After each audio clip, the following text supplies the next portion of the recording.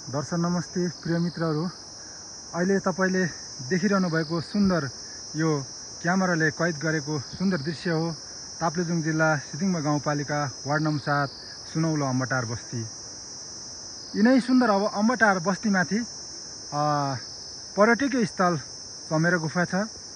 मैले बारम्बार फेसबुक विभिन्न सामाजिक सञ्जालमा अपलोड गर्दै आएको छु। तपाईहरुलाई सर्वविदितै छ। म यहाँको केही पृष्ठभूमिहरू देखाउने प्रयास गरिरहेको छु। प्रिय मित्रहरू, यो अगाडि देखिने श्रीजङ्गा गाउँपालिका हो।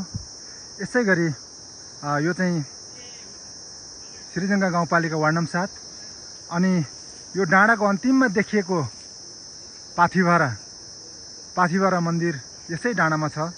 मैले जुम गरेर देखाइरहेको छु तपाईहरुलाई। अनि यो ओराको चाहिँ यो पेदाङको डाँडा हो। यो लास्ट देखिने चाहिँ पाथिभरा डाँडा हो।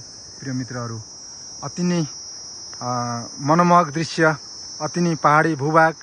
जति दुःख कष्ट भए पनि यहाँको मानिसहरू अत्यन्तै पौरखी वीर गोर्खालीको सन्तानहरू बस्ने गर्दछन्। चाहे पानी एक गाग्रो पानी ल्याउनलाई 1 घण्टा उकालो 1.5 घण्टा ओह्रालो किन हिँड्न नपरोस्, यिनै डाँडा पाखा कुना कन्दरा वीर पखेरामा रमाउने गर्दछन्। र म पनि यही सुन्दर बस्तीमा जन्मेको एक पहाडी ठिटो हुँ।